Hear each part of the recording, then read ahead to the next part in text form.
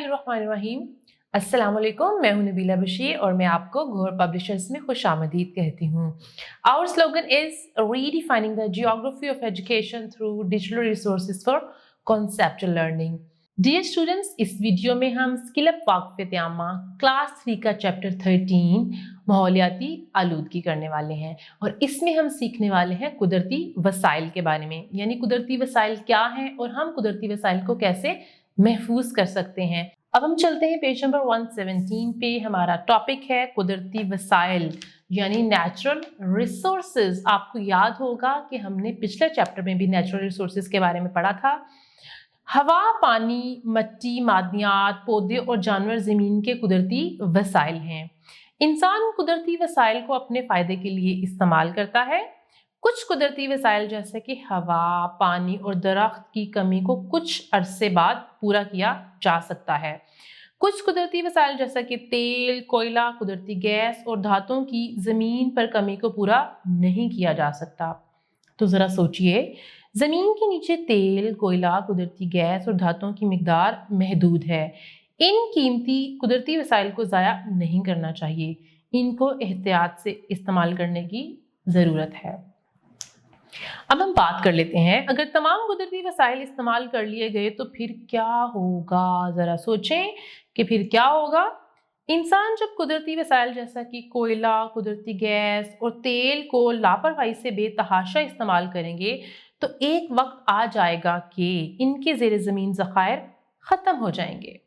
ऐसी सूरत में इस ईंधन से चलने वाली गाड़ियों और फैक्ट्रियों को बंद करना पड़ेगा। बिजली के जो पावर प्लांट ये ईंधन इस्तेमाल करते हैं, इनसे बिजली हासिल ना होगी और दुनिया में तवानाई का बहरान पैदा हो सकता है। इसी तरह ज़मीनी, आबी और हवाई आलूदगी से पौधों और जानवरों की तादाद कम होती जाएगी। इंसानों के लिए भी ऑक्सीजन और खुराक का बहरान पैदा हो जाएगा। अब हम देख लेते हैं कुदरती वसाइल का तहफ़्फ़ुज़ करना, यानी जो कुदरती वसाइल हमारे पास पहले से मौजूद हैं उनका तहफ़्फ़ुज़ हम कैसे कर सकते हैं। दुनिया में आलूदगी को कम करने के लिए हमें कुदरती वसाइल का तहफ़्फ़ुज़ करना होगा। इसके लिए 3 R's का तरीका बेहतरीन है। ये 3 R's दर्ज झैल हैं। Number 1 reduce. पहला R कहाँ से आया है? रिड्यूस, यानी महदूद इस्तेमाल करना। अगर कुदरती वसाइल को सिर्फ ज़रूरत के मुताबिक ही इस्तेमाल किया जाए तो इनकी काफ़ी बचत होगी। मिसाल के तौर पर कागज़ जंगलात काट कर बनाया जाता है। अगर हम कागज़ ज़ाया ना करें तो जंगलात को बचा सकते हैं। इसी तरह अलग अलग कारों की बजाय लोग बसों पर सफ़र करें तो ईंधन की बचत होगी।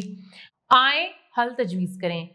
लोगों को छोटे फासले तक सफ़र के लिए ऐसी सवारी की तजवीज़ दें जो ईंधन बहुत कम या बिल्कुल इस्तेमाल ना करे। जैसे कि आप अगर साइकिल का इस्तेमाल करते हैं तो उसमें किसी किस्म का कोई ईंधन इस्तेमाल नहीं होता। दोबारा इस्तेमाल करना। दूसरा आर कहाँ से आया है? रीयूज से, यानी दोबारा इस्तेमाल करना। कुदरती वसाइल से बनने वाली बहुत सी अशिया ऐसी हैं जिनको हम दोबारा इस्तेमाल कर सकते हैं। इसी तरह नई अशिया बनाने पर खर्च होने वाले वसाइल बच सकते हैं। जैसे कि कागज़ की शीट की दोनों जानिब लिखें। कागजी लिफाफों और डब्बों को दोबारा इस्तेमाल कर लें।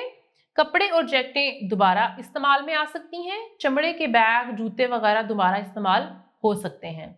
और थर्ड आर कहाँ से आया है? रिसाइकिल, यानी रिसाइकिल करना। पुरानी अशिया को नई अशिया बनाने के लिए इस्तेमाल करना रिसाइकिल करना कहलाता है। इस अमल से आलूदगी भी कम होती है और कुदरती वसाइल पर बोझ भी कम होता है। हम प्लास्टिक, लोहे, तांबे, एल्युमिनियम, शीशे और कागज़ से बनी अशिया को रिसाइकिल कर सकते हैं। तो ये देखें, ये जो आपको साइन नज़र आ रहा है ये है रिसाइकलिंग का। चीज़ों में तब्दीली करके इनको दोबारा इस्तेमाल किया जा सकता है।